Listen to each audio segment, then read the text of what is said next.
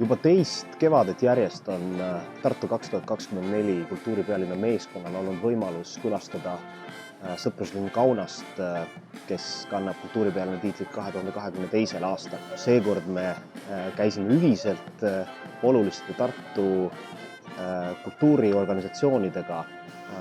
Käik kindlasti ühendab neid inimesi, kes iga päev toimuvad ühes samas linnas, ühes samas piirkonnas, aga võib-olla üksteist nii hästi ei tunne. Ja selline ühine mõttevahetus nende võimaluste osas, mida kultuuripealinn pakub, aitab ka meid meie lõppvooru kandidatuuris. Aga miks me olime seekord suurema seltskonnaga? Me tahtsime Tartu organisatsioonidele, erinevatele asutustele, kunstnikele näidata, millised on ühe kultuuripealinna võimalused, kui see edukalt ellu viia.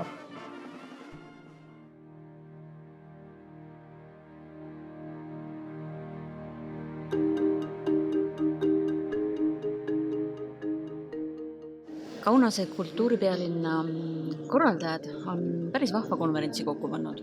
Siin on hästi palju juttu kultuurist ja kaasamisest.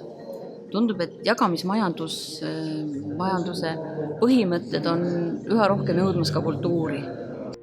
That's why in the next 25 minutes that I have, I would like to explain the different strategies that we used in activating the public participation in our cultural events. The European Cup of Culture gives you a once-in-a-lifetime opportunity to represent yourself on a European stage, but also on an international stage.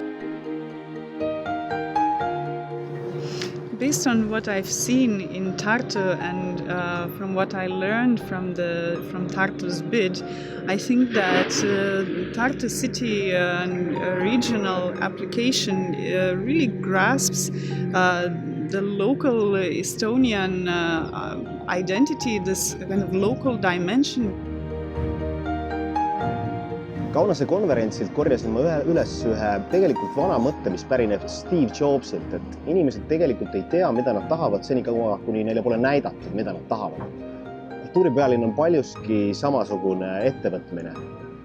Me väga loodame, et me suudame kultuuripealinna tiitli võita, ette valmistada väga huvitava programmi, millest inimesed leiavad palju avastuslikku ja seeläbi saavad teada, mida nad tegelikult tahavad. Igast loengust või igast sellest esinejalt on midagi õppida või võtta.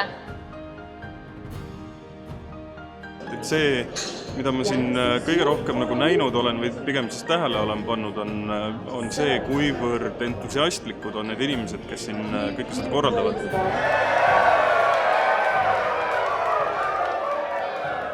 Realistlikud lood, mis inimesed on rääkinud siit, need on see, mis tundub kõige kasulikum ja kõige inspireerivam, sest sa tunned, kuidas reaalselt võimalik asju teha, mitte lihtsalt õpiku järgi vaadata ja mõelda, aga kuidas mina seda teen, mina elan ju teises maailmas natuke.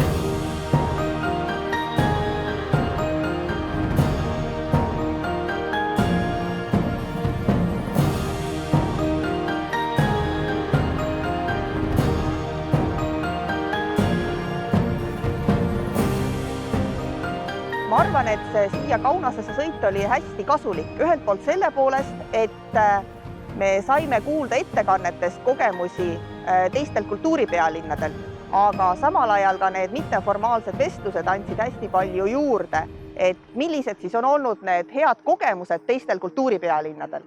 Ja loomulikult Lõuna-Eesti koordinaatorina on mul eriti hea meel selle üle, et mõned asjad, mis on meil juba tehtud, hakatakse tegema nendes kultuuripealinnades, mis on meist 2 aastat ees.